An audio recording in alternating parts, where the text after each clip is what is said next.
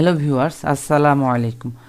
আজকে আমি দেখাতে চাচ্ছি আপনাদের একটি লোগো ডিজাইন কিভাবে একটি সুন্দর কালার দিয়ে কিভাবে আপনি লোগো ডিজাইন করবেন। তো চলেন আমরা ইন্ট্রোটা দেখি, ইন্ট্রোর পরে শুরু করব।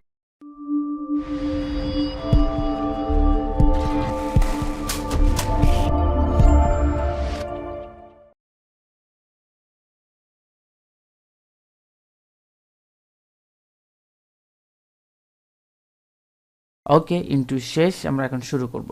আমরা যেটা করব, এখানে একটা শেপ আমরা নিব, একটা রেক্ট্যাঙ্গেল শেপ নিব। এই শেপটাকে আমরা চাইলে এরকম ভাবে রাখতে পারি, আবার যদি মনে করি যে না একটু বাঁকা করব, সেক্ষেত্রে আমরা অবশ্যই এখানে শেয়ার টুলস নিব। নেওয়ার পরে অল্টার ক্লিক করে এখানে প্রেস করব। করলে দেখতে পাচ্ছেন -38। আমরা একটু যদি বাড়াই, একটু কমাই, একটু একটু ওকে, 81 থেকে একটু ওকে 72 করে দিলাম। ওকে দিলাম। দেওয়ার পরে আমরা এখানে কি করব, এখানে এটা স্টকে কনভার্ট করে দিলাম।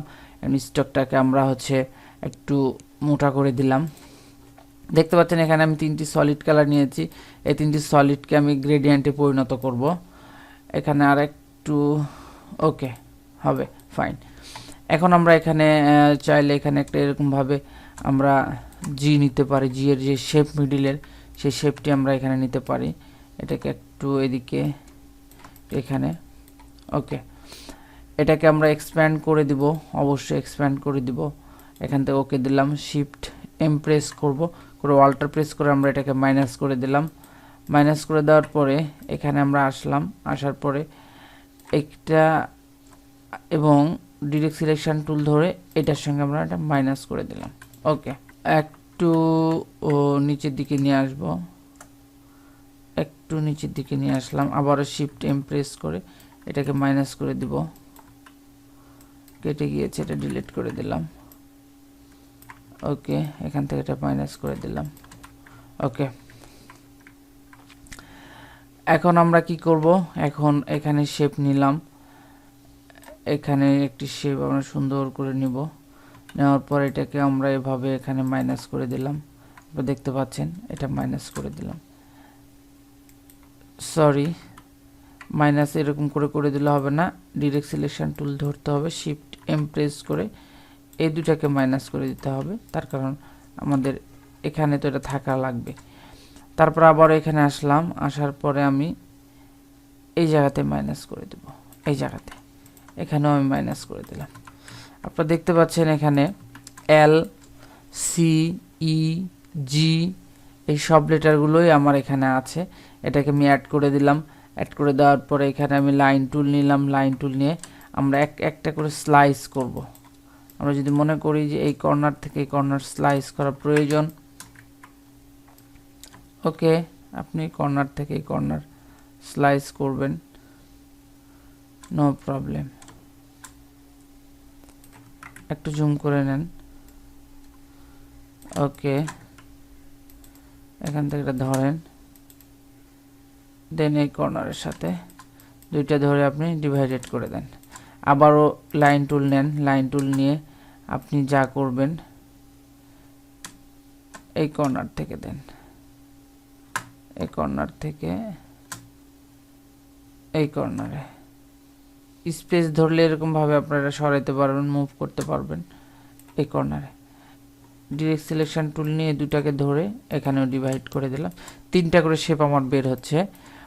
এখানে আসলাম, এখানে আসার পরে আমি এই কর্নার থেকে এই কর্নার পর্যন্ত নিয়ে নিলাম। এটা ধরলাম, শিফট প্রেস করে, দেখতে পাচ্ছেন এটা স্লাইস হয়ে গিয়েছে। তারপরে আমরা এখানে নিলাম, এখান থেকে এখানে দিলাম, ডিভাইড হয়ে গিয়েছে। তারপরে আমরা আবারও লাইন টুল নিলাম। লাইন টুল নিয়ে এখান থেকে এখানে দিলাম, অথবা আমরা এখান থেকেও দিতে পারি। এখান থেকেই দেই, এটাই বেটার হবে। এখান থেকে এই কর্নারে আমি দিলাম। ওকে, এটা কর্নারে আসে নাই যদিও, বা এই যে দেখেন কতটা গ্যাপ রয়েছে, এটা এখানে দিয়ে দিলাম। ওকে, তারপর আমরা কি করব, আবারও লাইন টুলটা নিলাম। লাইন টুল নিয়ে আমরা এই কর্নার থেকে এই কর্নারে দিলাম, এ প্রেস করে এখানে ক্লিক করলাম, তো এতে ডিরেক্ট সিলেকশন টুল, আবার এখানে আসলাম, আসার পরে এই কর্নার থেকে এই কর্নারে দিলাম, এখানে ডিভাইড করে দিলাম। ওকে, এখানে এগুলো সবগুলো ধরলাম, সবগুলো ধরার পর আমি এখানে গ্রেডিয়েন্টে ক্লিক করলাম। মোটামুটি শেপগুলো আমার স্লাইস করা শেষ। তো এখানে আমি একটা গ্রেডিয়েন্ট নিলাম, এই গ্রেডিয়েন্ট অল্টার প্রেস করে এটাকে কপি করে নিলাম, এটাকে ধরলাম, আই প্রেস করে এই কালারটা নিলাম, এখানে প্রেস করলাম, এই যে আই ড্রপার আছে এখানে ক্লিক করলে হবে, এখানে এখানে। ওকে, এই কালারটাকে আমরা অবশ্যই 0 করে দিব। দেখতে পাচ্ছেন আমরা 0 করে দিয়েছি ডিগ্রি, কোনো দিকে রোটেশন নেই। এগুলো সব ধরলাম, অথবা আপনি যদি মনে করেন যে আপনি একটা একটা করে ধরবেন না দিবেন, তাহলে শিফট প্রেস করে এ আই প্রেস করবেন, এ আই। আবার যদি মনে করেন এ আই, আবার মনে করেন এরকমভাবে আপনারা কালারগুলো অ্যাপ্লাই করে দিবেন, এরকমভাবে দিতে পারবেন। আবার যদি মনে করেন যে না আমি এগুলো সবগুলো ধরে আই প্রেস করব, তবুও হবে। যদি মনে করেন যে আমি এগুলো সব ধরে আই প্রেস করব, তবুও হবে। এই দেখেন, এখন আপনি কালারগুলো কি করবেন, এখান থেকে আপনি চাইলে রিভার্স করে নিতে পারেন, এরকমভাবে রিভার্স করে নিলেই হবে। এখান থেকে রিভার্স করে নেবেন। যদি কোনো প্রবলেম হয় সেক্ষেত্রে আপনি শেপের যেই গ্রেডিয়েন্টের এখানে কাস্টমাইজেশন আছে পার্সোনালি, এটা ইউজ করতে পারেন। ওকে, দেখেন আমরা এরকমভাবে সুন্দর করে গ্রেডিয়েন্টটি অ্যাপ্লাই করে দিয়েছি। আপনারা চাইলে এটাকে আরও সুন্দর করে দিতে পারেন, এরকমভাবে সুন্দর করে মিলিয়ে দিতে পারেন, যেদিকে যেই শেপ দেওয়ার প্রয়োজন সেদিকে সেই শেপ দিয়ে আপনারা কালারগুলো দিতে পারেন। এদিকে সুন্দর করে এরকমভাবে, অথবা এই কর্নার থেকে এই কর্নার।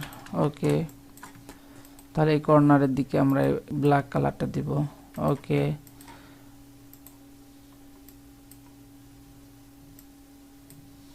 ওকে, ওকে, দেখতে পাচ্ছেন যে 3D টাইপের একটি শেপ আমার চোখের সামনে বা আপনাদের চোখের সামনে আসছে।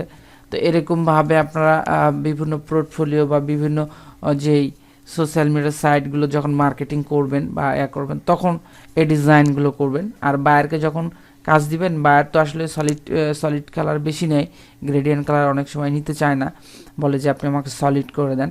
তো বায়ারের জন্য সলিড কালার, আর মানুষকে কনভিন্স করার জন্য, বায়ারদের কনভিন্স করার জন্য যখন আপনারা মার্কেটিং করবেন, তখন আপনারা এই টাইপের কালারগুলো ইউজ করে আপনারা কাজগুলো করবেন। ওকে বন্ধুরা, আজকের মতো এখানে দেখা হচ্ছে নেক্সট টিউটোরিয়ালে।